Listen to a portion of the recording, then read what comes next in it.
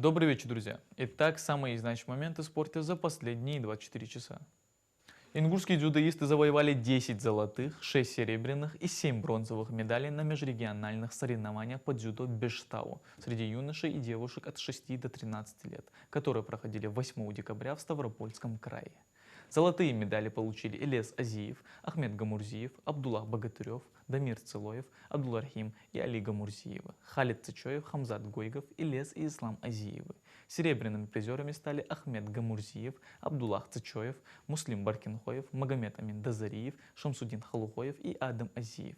Третье место заняли Абдулрахим Целоев, Халид Гойгов, Джамалил Добриев, Мухаммад Афанди Аушев, Имран Исмурзиев, Мухаммад Миржоев и Расул Азиев. Все призеры представители 8-й школы Гамурзиева. Соревнования проходили 7 по 8 декабря в городе Лермонтов. В минувшие выходные ингушский боец смешанного стиля Маусар Евлоев с идеальной статистикой 19 побед и без поражений единогласным решением одержал победу над экс-чемпионом UFC в легчайшем весе, американцем Алджимейном Стерлингом с рекордом 24 побед и 5 поражений в рамках профессионального турнира по смешанным боевым единоборствам UFC 310 США. Бой длился все 3 раунда и завершился триумфом Евлоева. Его оппонент потерпел 5-е поражение в своей карьере. Отмечу, что Маусар остается непобежденным бойцом смешанных единоборств.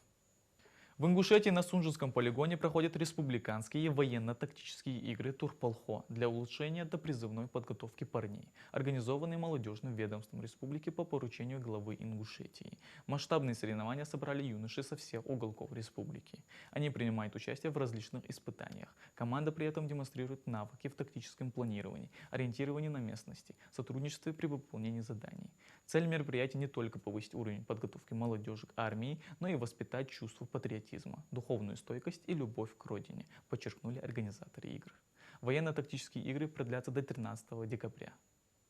В Нальчике завершился чемпионат Кабардино-Балкарии по футболу среди ветеранов 45+. На этих соревнованиях Икажевский легион занял 6-е место. Наша команда в 9 играх одержала 4 победы и потерпела 5 поражений. Всего в турнире участвовало 10 команд. По итогам церемонии награждения икажевцы были поощрены 3 индивидуальными наградами.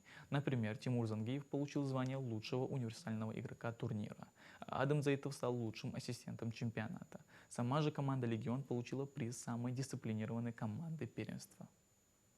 Это были все спортивные новости на сегодня. Спасибо за внимание.